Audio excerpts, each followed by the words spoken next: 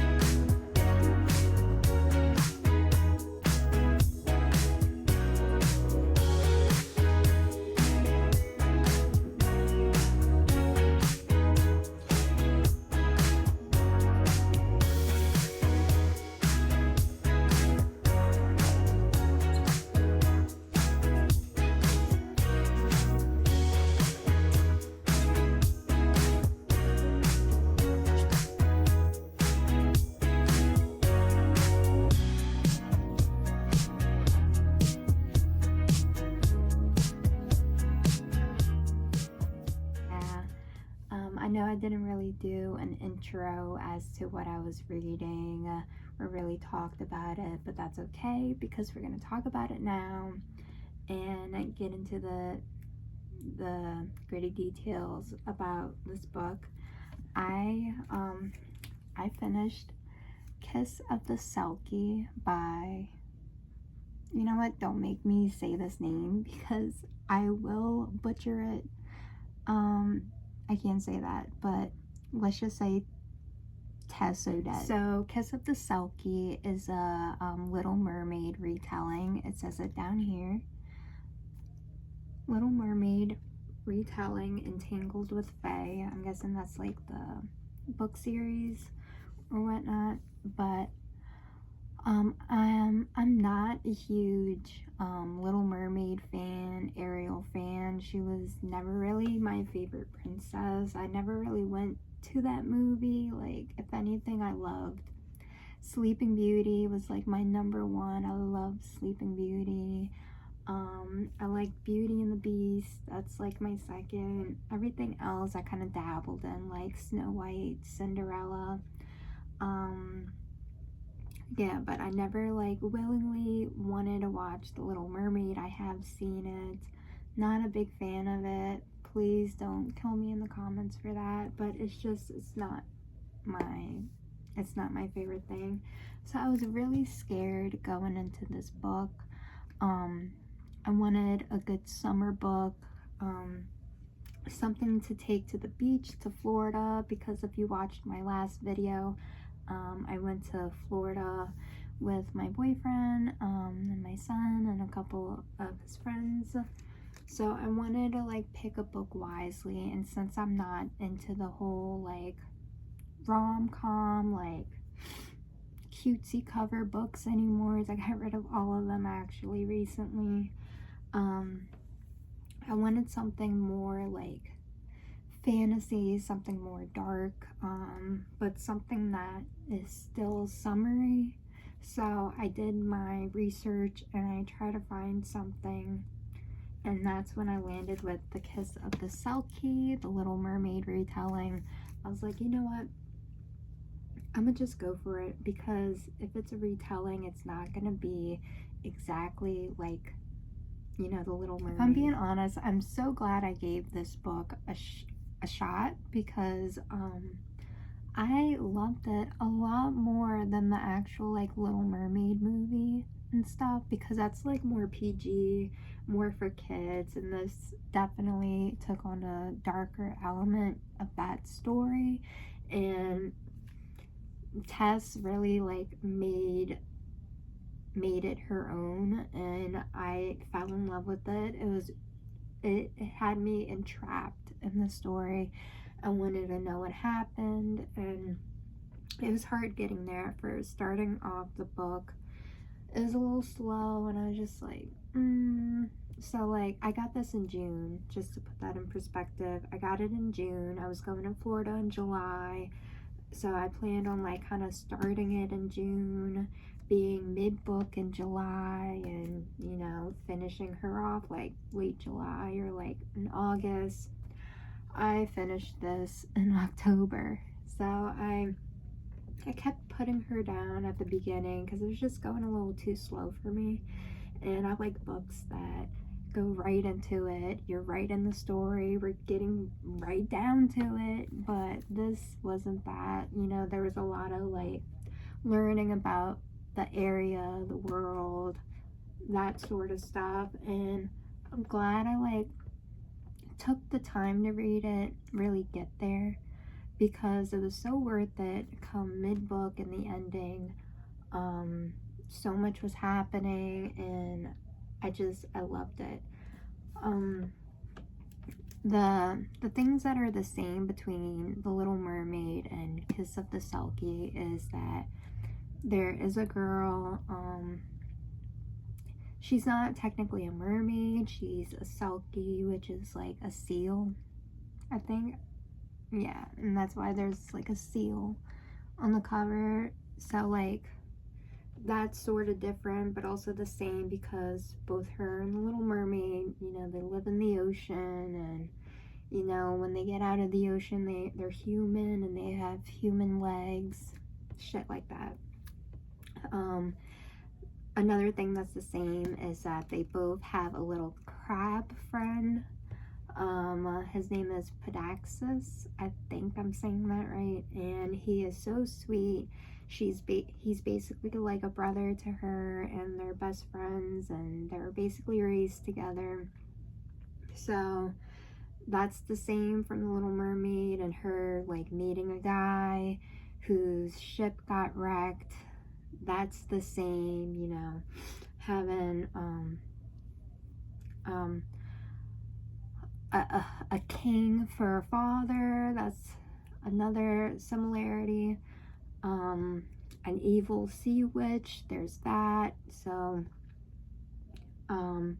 basically all those things are the same between The Little Mermaid and the Kiss of the Selkie. But what makes this different from The Little Mermaid is that there's a lot of darker elements in it. People get killed, there's thievery, there's you know, like, it's not really a spicy book, but there's like 2 sexual scenes. Not too sexual though, they kind of like cut it down, thank God, because I feel like 2 sex can be a little bit too much. There's just a lot more killing, a lot more bloodshed, things at stake. Like, that's what makes this different from The Little Mermaid. Another thing that's cool about this book, if you haven't seen my Once Upon a Broken Heart trilogy video, it quickly became my favorite trilogy. And in that book, the main male character, he has like a deadly kiss, like his kiss is poisonous.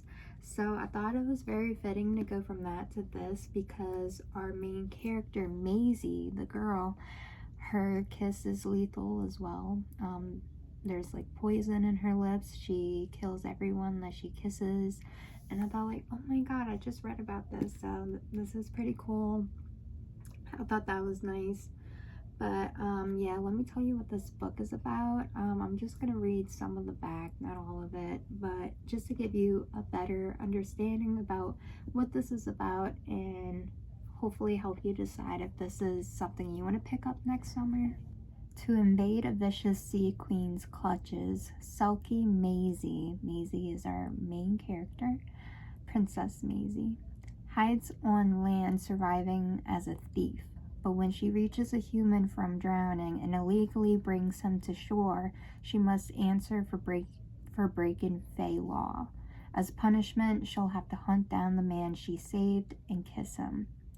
But with a kiss that can kill, Maisie's mission means more than seduction. It means murder. Son of a notorious Fae killer, Dorian is our male main character. Dorian was never meant to survive the shipwreck that was orchestrated to assassinate him. Now that he's on the forbidden Fae Isle, he'll do anything to gain citizenship, even marry a Fae bride.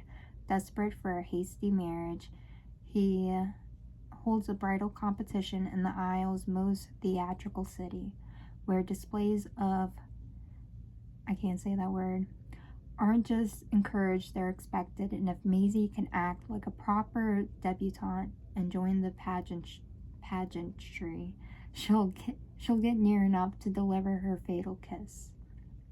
But getting close to her target brings complications she didn't expect. As she pretends to compete for Dorian's heart, it starts to feel less like an act and more like falling in love. If Maisie doesn't deliver her kiss by sunrise on the last day of the competition, she forfeits her life. But if she succeeds, Dorian dies. When the pageant ends, will there be a true victor or only death and broken hearts? Wow, okay. I don't think I read the back, but that was a really good... That basically tells you what this whole book's about.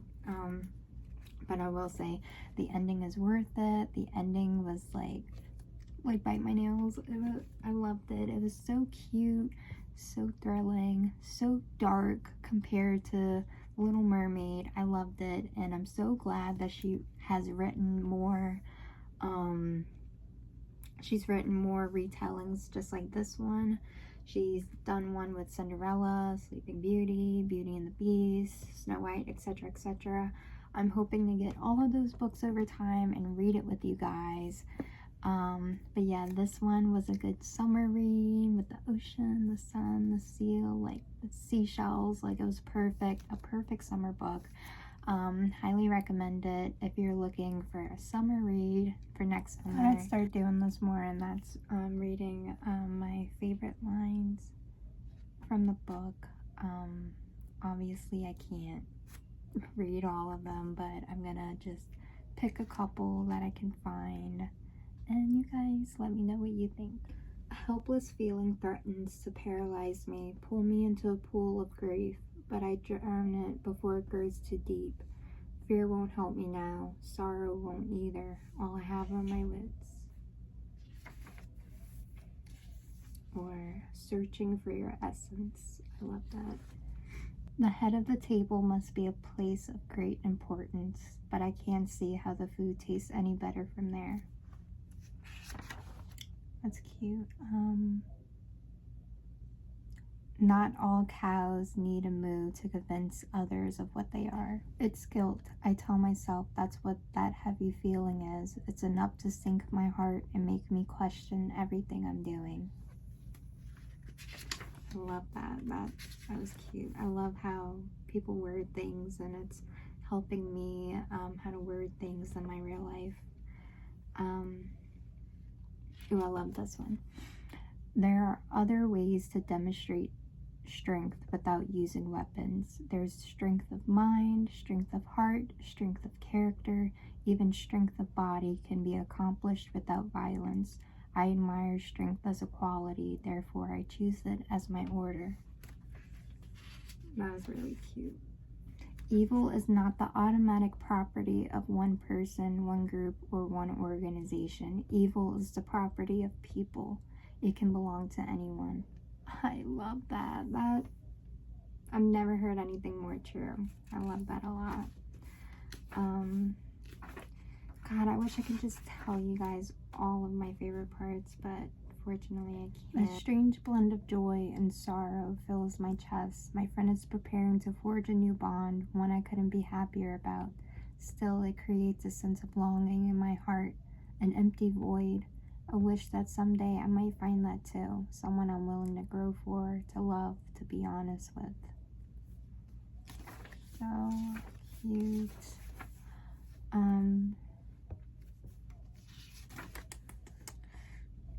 I feel an agonizing need to show him I understand. I felt guilty for my desires.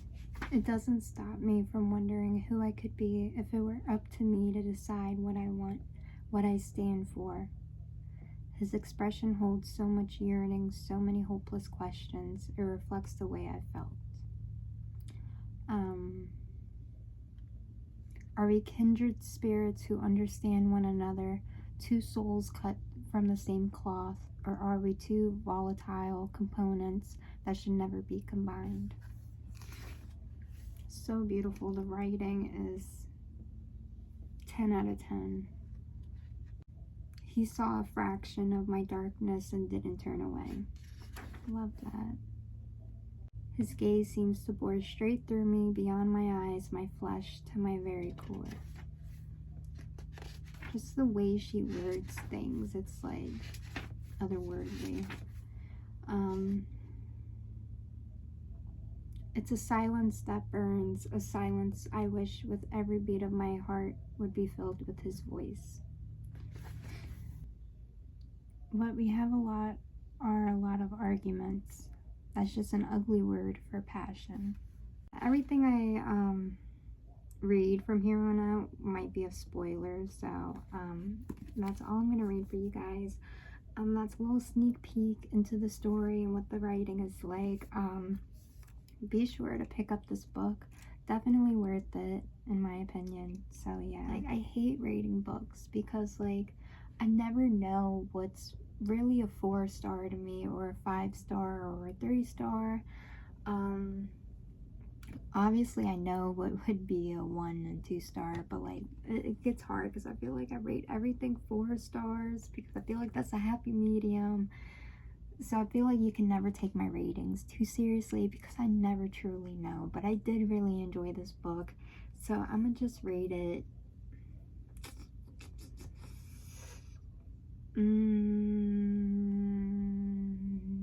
4 stars or 3.5 stars. I have no idea, don't ask me. But yeah, I tabbed her up. She is all tabbed, ready to be put up with my other finished books. That's the best part of reading, is once you finish a book, you can add up all the other books, and it looks so cute. But yeah, that's what I rated. That's what it's about. Thanks for coming along with me on this reading journey, and hopefully you stick around longer to see my next one. Thank you for watching. Please subscribe, like this video, comment what you want to see from me, and yeah, I'll see you next time.